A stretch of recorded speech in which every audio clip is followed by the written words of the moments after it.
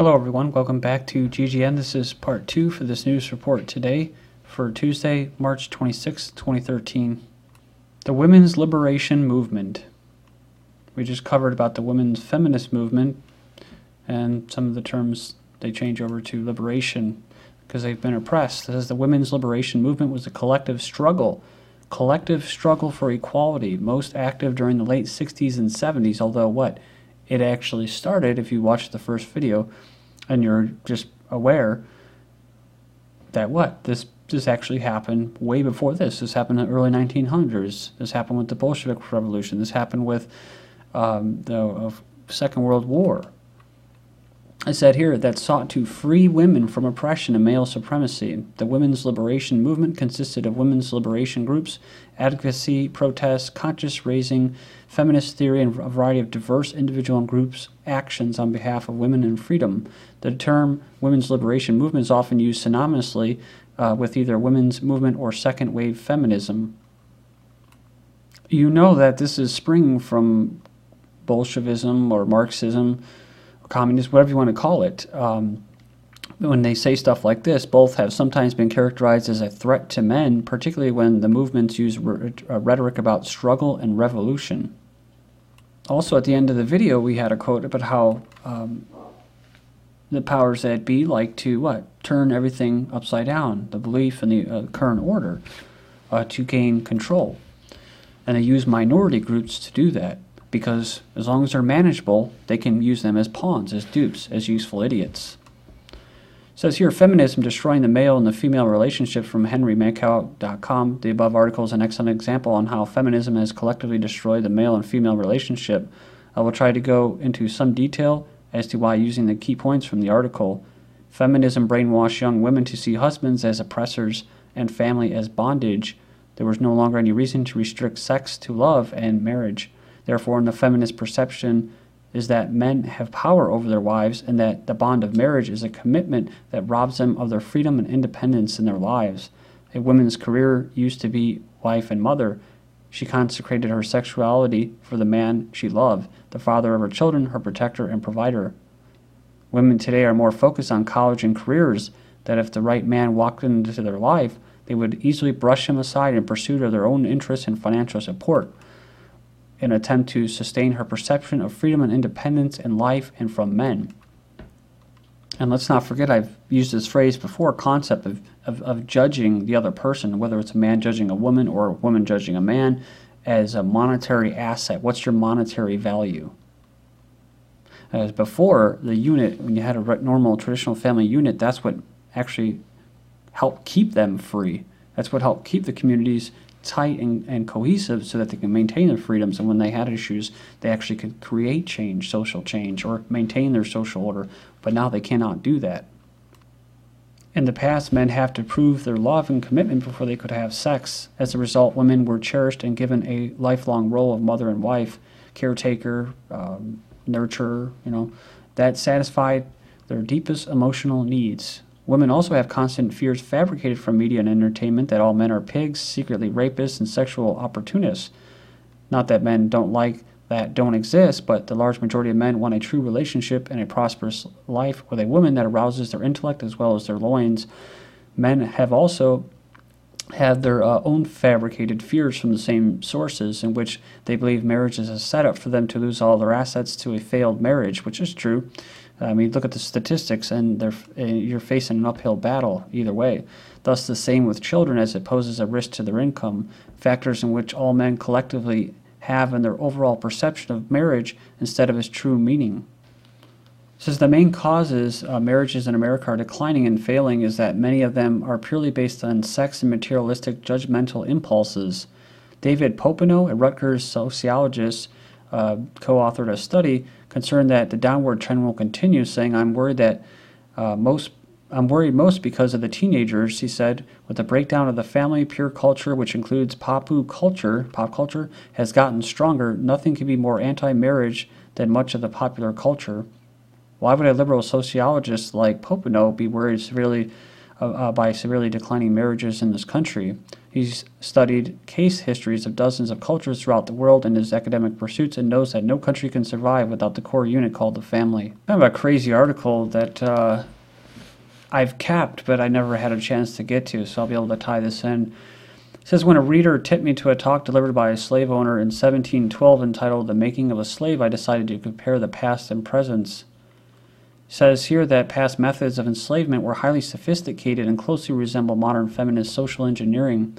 While Lynch was a British slave owner in the West Indies, he was invited to a colony of Virginia in 1712 to teach his methods to slave owners here. He advised slave owners to foster division, fear, envy, and distrust for control. Pit young versus old, light-skinned versus dark-skinned, and most importantly, male versus female. In the section called Breaking the Process of the African Women, he advocated shifting her dependency from the African male to the slave owner. This is achieved by beating and humiliating the male in front of the female, then beating the female if she does not get the message. This instills a kind of frigidity. It says here, we reverse nature by burning and pulling a civilized, I'll just say black person apart, and bullwhipping the other to the point of death, all in her presence. By her being left alone, unprotected, with the male image destroyed, the ordeal caused her to move from the psychological dependent state to a frozen independent state. In this frozen psychological state of independence, she will raise her male and female offspring in reverse roles. Lastly, for fear of the young male's life, she will psychologically train him to be mentally weak and dependent, but physically strong. Because she has become psychologically independent, she will train her female offspring to be psychologically independent. It says you've got that black woman out front and the black man behind and scared. This is a perfect situation of sound sleep and economic. I guess I'll just add this too, and then we'll move on. She will teach her female offspring to be like herself, independent, negotiable. It says she will raise her black male offspring to be mentally dependent and weak, but physically strong. In other words, body over mind. We will mate and breed them and continue the cycle. This is a good and sound and long-range comprehensive planning. So I guess that's come from the slave owner. I guess we'll continue. I didn't see this. Willie Lynch starts to sound like the Kabbalist author of the Protocols of the Elders of Zion. By reversing the positions of the male and female savages, we created an orbited cycle that turns on its own axis forever. But our experts, sociologists, scientists, eugenicists, warned us of the danger that mind might correct itself if it can touch a substantial historical base. They advise us to shave off the brute's mental history and create a multiplicity of phenomena of illusion so that each illusion will twirl in its own orbit, sometimes similar to floating balls in a vacuum. And this is, of course, what? This is what I've covered many times before. This theme of emasculating the man and feminizing him and masculating the woman. This creates an imbalance. And then, of course, when you mess with the family, that throws the whole orbit, the natural balance, out of balance. And it makes them all vulnerable. Then you have this, where have all the real men gone? It says, I've had occasion recently to be on a college campus. It says, approaching my appointed destination, I was greeted by a crowd of demonstrators who happened to be protesting against an event I was attending. The demonstrators were leftists advancing a rainbow agenda of hyper-political correctness on a campus where various LGBT organizations and gay pride groups abound, and where one feminist women's group recently advertised classes on finding the goddess within. As they walked through the crowd, they noticed most of the aggressive protesters were women. They were the ones actively accosting people, not the men. Of the males present, only one looked at all masculine. The rest appeared biologically, chemically, mentally, emotionally ambiguous, alternately skinny and rotund androgynous, with nihilistic, non-committal looks on their faces, afraid to make eye contact. Some sporting esoteric technicolor hairstyles, led by a team of fearless professors and local community leaders, children of the 60s. They were enforced to denounce hate, i.e. the perennial Christian values of the West. So he basically goes in here and does like a little, not a monologue, but dialogue of what he had with some of these demonstrators, along with one other group or a family that he was talking to, and could share his what he was seeing. Basically, one of the people said, I guess when on the way out, he said, "Thank you for your demonstration of love and tolerance," and they replied by saying, "Thank you for teaching your kids to hate." So that's the hypocrisy of it, right? So, feminists and homosexual activists have done a great deal to undermine masculinity, he says, as women abort not only their babies but also their very femininity. Witness the alarming growth of leather-clad macho heroines in violent movies. Men are aborting their virtues, their pastimes, their rituals, and intellectual culture traditionally associated with the male. The result is the moral geldings described above. The assault on maleness has long been a part of dominant anti-culture of our national landscape. And while it's nothing new, it's something we should fight with all the fiber of our, well, this is Catholic beings, whatever your beings. I mean, if you support these ideas, it doesn't have to be Catholic, Christian, whatever. If you support them, then yes, you should intellectually try to fight it. Huge problem of male suicide rate in UK. More young men die each day as a result of suicide than road accidents, HIV, and assaults combined. Suicide is now the biggest killer of young men across the UK. The highest suicide rate in the male was the age bracket of 30 to 44, and the recession is thought to be playing a part in many of the deaths because they can't be the breadwinner. Economic climate and social factors such as insecurities around work and housing, social isolation, and substance misuse are felt particularly strongly in this group. U.S. suicide statistics. This was back in 2001, breakdown by gender, ethnicity, young, old age groups. The total was 30,600. Says the number of those, 24,600 were males, 5,000 females. Of the ethnicity or color, the number out of 30,000, 27,000 whites, 2,000 non-whites. I've covered this article before, links will be posted, so go check it out. Millions of lonely people, the tragic legacy of the left's war on families. Britain appears to be turning into a disunited kingdom of solidarity and lonely people. It says recently the figures have shown that ever-increasing numbers of middle-aged men and women are living alone.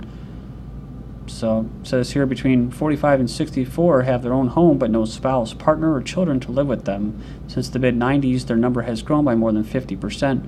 I looked at the demographics of where I was living, just as temporary, but it is an urban area, and I noticed that the average household has 2.5 people per house. 2.5, that's the mother, that's the father, or husband, wife, or just people that are just shacking up, and half a kid.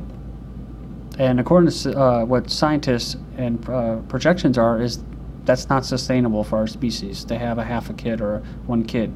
They say this disturbing trend was always entirely predictable as one of the baleful effects of the family breakdown. For the age group that is so overrepresented in these dismal figures is the post-war baby boomer generation, those who grew up in the swinging 60s and proceeded to throw over the traditional family. It says far worse is the damage is that it's been done to the links between generations. For if a parent disappears from his or her child's life, those children are far less likely to want to look after that parent when she becomes old and frail. This is the total number of divorces in England and Wales from 1858. So there you go. It was non-existent. Then of course World War I, bump. World War II, boom. And a good point, I mentioned this before, watching that HBO series by Tom Hanks, I think Spielberg, The Pacific. It's all about Marines. It's pretty good, but a lot of propaganda, disinfo, but either way, there's one episode where they show all of these Marines that had just got done with their initial Guadalcanal or whatever it was battle, Pelulu or something, and they basically stayed in Australia where all the men just happened to be coincidentally out of the country, and all these single women were sleeping with all of these Marines who were then, of course, had married wives and stuff back in the United States. So this increased promiscuity. This broke down what was going on in those countries. This was not by accident. So you see the big bump, went back down, and then all the way back up. And of course the article is saying that the divorce rate's falling and everything's good and hunky-dory. So it's like the labor reports, they like to fudge numbers and stuff. The splitting 60s, finally free of financial ties, more and more older couples are breaking up. They're ready to be free of mortgages, work pressures, and the responsibility of children. They're called silver separations have risen dramatically in the past few years. They believe their finances were in the best order they had ever had, so then they split. After birth abortions, eugenicists say babies are a parasitic burden on society. I've covered that before. These are numbers from 1900, the infant mortality rate. So, it's gone down, right? That's a good thing. But the number of abortions, roughly 50 million, has probably been a reverse of that chart. The number is lower in industrialized nations because, of course, they use contraceptive, they're good slaves, and pursue their careers. Why do women have abortions? 74% say having a baby would interfere with work, school, or other responsibilities. They can't afford a child. 48% they don't want to be a single parent or have relationship problems with husband or partner. Thank you.